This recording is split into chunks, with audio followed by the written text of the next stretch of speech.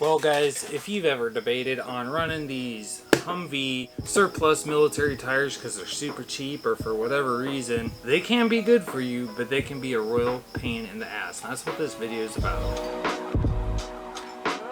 Hey guys, it's Dan. Welcome back to the channel. Today we're talking about the H1 wheels and tires, or the Humvee tires and the double beadlocks. I'm going to tell you why I kind of love them, and I'm going to tell you why I really hate them too. So I've been using these things for about a year and a half now, on road and off road. There's a lot of bonuses, there's a lot of negatives. We're going to get into that, but I actually chewed one of them up out in Moab, and so I'm going to start breaking that down. And let me tell you, it's a pain in the butt to take these things apart. And you got to do it yourself, because tire shops ain't gonna touch them. About a year and a half ago, when I did the axle swap in my Jeep, I decided to get these cheap Humvee tires and the double beadlock wheels because I just could not afford a set of normal beadlocks and a set of new tires at like $500 a tire. So the whole reason I went with these is just because of the cost. At the time, I was right in the middle of this axle swap. I had bought a locker, there's $1,000. I had bought this, I had bought that, I had bought 1350 drive shafts, and my money was like, it was dwindling. So I got a whole set of these really cheap plus 3 extras. So I did a whole lot of searching around on the internet, and I found an Army surplus store near me that had brand new tires of any of the 3 varieties, because there's BFGs, there's the MTRs, and then there's the older Goodyear MTs. So they had used tires for 75 bucks a pop, or brand new never used ones for either 100 or 150, I don't remember. So I went up there and bought 7 tires. I bought 4 of these MTRs, and I bought 3 of the BFGs. These were intended to go on my M101 trailer, plus the one would be a spare for that or my Jeep. But this is where I went wrong. I didn't check the date codes on them. So if you are going to go after some of these wheels and tires, specifically the tires, you need to learn how to read the date codes and make sure you're not buying some that are over 10 years old, like what a couple of mine ended up like, because, well, they just split and crack and they shoot chunks off of them and they leave you stranded. So it turned out that the set that I got had like one from 2018, one from 2016, and then one from 2008 and one from 2010. In addition to these sidewalls being super stiff, this tire's flat right now, by the way. And it's like, it doesn't give. These ones aren't quite as stiff. But anyway, as you can see, this tire chunked out on me quite a bit in Moab. It cracked all over the place. It threw a big old chunk out right here. I'll give you a close-up.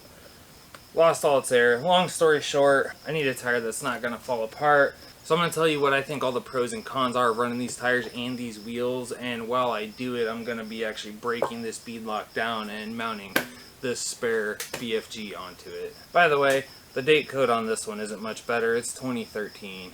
But it's a few years newer than this one, so hopefully it'll at least give me a little bit of life. Let's change the tire. So if you don't know, these wheels, they're a 2-piece wheel. They bolt together. They make 12 or 24 or even 8 bolt combinations. It comes with a run flat thing that the military use. Well, you can get rid of those and use PVC inserts, and it basically squishes the tire up against the rim and makes a beadlock on both sides so that it can't come off. You can run 0 PSI in these tires. So that is one of the pluses, but they're not the easiest to, you know, put together and take apart. So let's jump into that. You need to pull the valve core to make sure that there's no air left in here. There you go. No air came out of it at all. So this thing really is this stiff. These sidewalls, they're ridiculous. So like I said, these bolt together. There is an O-ring that sits down on top of the actual wheel part, and then this outer part with the rock ring smushes it. So I need to be able to save and reuse that O-ring because I don't have a new one, so hopefully it's still good. So I'm going to start pulling these off here. We don't want to just zip them all the way off because they're under a ton of pressure. I actually torque them down in like 5 stages, like 30, 60, 90, 120, 150 or something. So I'm going to just kind of break them all loose before I start pulling any of them off. So you see what I did there is I just broke it loose and then ran it back down to snug because I don't want it to relieve all the pressure on one side and be super tight on the other side and distort the wheel. Well, I did exactly what I said I didn't want to do. There was too much pressure on this one. It didn't want to come off. I tried tightening these two to take some of that load off, but by then it basically just galled the threads right out of it. So you can see there's quite the gap here, but this thing is just spinning. The stud's not spinning. the nuts just spinning in either direction. So I gotta find a way to pop this thing off here, and I'll be ordering at least one new stud and nut. So I just got it off there. You can see how bad them threads are, and you can see how gone them threads are. It's definitely one new stud, one new nut on order, but let me take this apart and show you what the inside of this looks like. Oh, I'm gonna need 2 hands for this. The rubber is stuck to this outer bead. My hammer out. What are you doing, Katya? And there you go. So you can see this is the outer, that's the outer bead. The valve stem actually comes out right there, bolts through there. This is the inner wheel. There's that pesky O-ring, which these things are such a pain to stretch out because you have to get them down in this crack right here. So you have to heat them up, stretch them, pop them in there, and then throw this on there and get it tightened down before it shrinks and pops out of there like that. I'm actually really surprised this thing's still so round and it didn't flatten at all. So it's definitely good enough to be reused. If you're wondering what that blue is, that is the PVC. So it touches right on the inside of this lip of the tire. And when you put that top on and you pull these bolts down, it squishes this bead up against that, and it actually does the same thing down at the bottom where the other side of the tire does it, and that's how it is a bead lock. Let's pop this wheel off of here, and then I get the fun task of getting that PVC insert into that tire. And I have about 13 or 14 ounces of airsoft pellets in here as balancers. By the way, these weigh 154 pounds apiece. Super freaking stiff.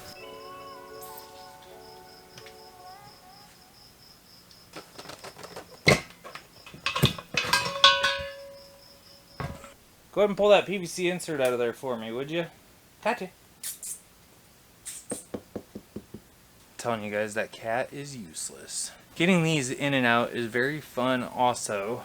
What you have to do is push it off to the side and then pry one end of it up and out. I may end up needing the cherry picker for this. We're about to find out.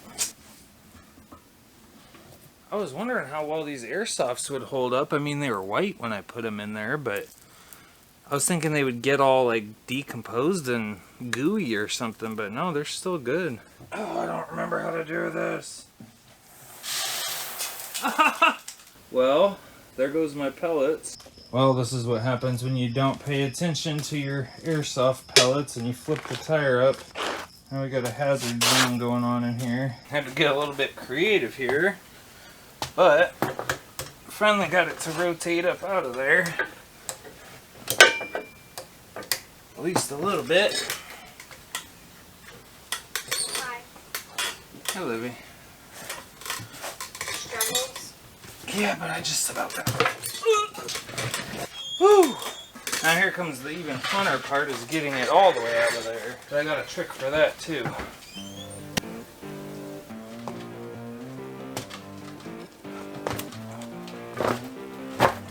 Ooh! That hit the ankle. Ta-da!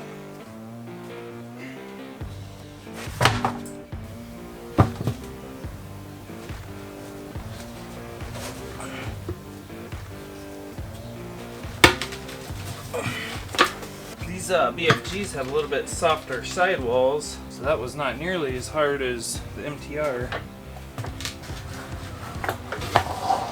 Oh my god, that was easy. I did a whole ass video about this on the MTRs, and it took like half an hour per insert to get them in like that. We're just gonna wing it on the BBs this time. I'm not gonna weigh them. I used 12 or 14 ounces last time, so I'm just gonna dump the whole thing in there. I was gonna reuse the old ones, but they went all over the floor. Now here comes the fun part. Is put this up on a bucket to set the tire on there, because the tire needs to go lower than where the ground would be if this was on the ground. Until I get that stud fixed, I should probably just stop here.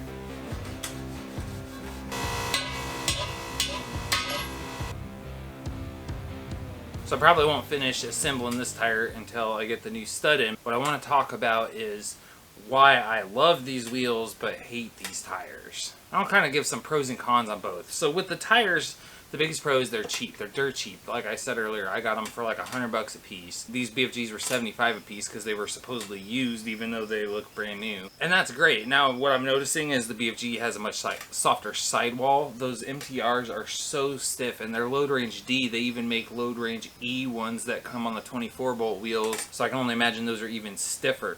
So the biggest comment that I got on my wheeling videos was, hey man, you should air down more. I can't believe you're not airing down. And what they don't realize is I was aired down to like 4 pounds. And the tires look like they're fully inflated because they're just so stiff. So I got the feeling these BFGs are going to squish a little bit better. So the other thing is the traction. They're also a very hard compound. You can push on the tread blocks and there's really no squish to them. I noticed it in Moab back when I had the old civilian MTRs. I had way better traction in Moab then than I did with these a couple months ago. And the same with S'more last year. You know, at first I was blaming it on that park. I'm like, man, it's so sloppy here. I can't get any traction. That's just a limited slip, right? That one, unhook that cable that you got tied to the tree then. But I think a big part of it was these tires. So in conclusion, if you just absolutely can't afford to get into a set of 37s any other way than this, then yeah, you can get by on these tires for quite a while. But these wheels are kind of expensive to, especially if you have Trailworthy Fab make them. Now I got the wheels and did the recentering and all the welding and everything myself, which I did videos on building the wheels. I did videos on installing these PVC inserts. I did videos on breaking down these wheels when they were original Humvee wheels and how to get the run flats out. So if you want to see any more of that stuff, check my channel out. You have to go back about a year and a half. Now the biggest benefit to these wheels is the fact that they're double beadlock, and there's almost nobody out there making double beadlocks like this other than like the Hutchison Rock Monsters, and they're $600 a wheel or something like that. And then also Trailworthy Fab, where I got the stuff for these, they make them in a 17 and they're called double Ds. Similar design, a little bit different. They use a gasket instead of an O-ring. I was kind of looking into getting those, but they're 500 and something a piece too. By the time shipping, you're talking almost 2,500 bucks just for wheels. It's insane.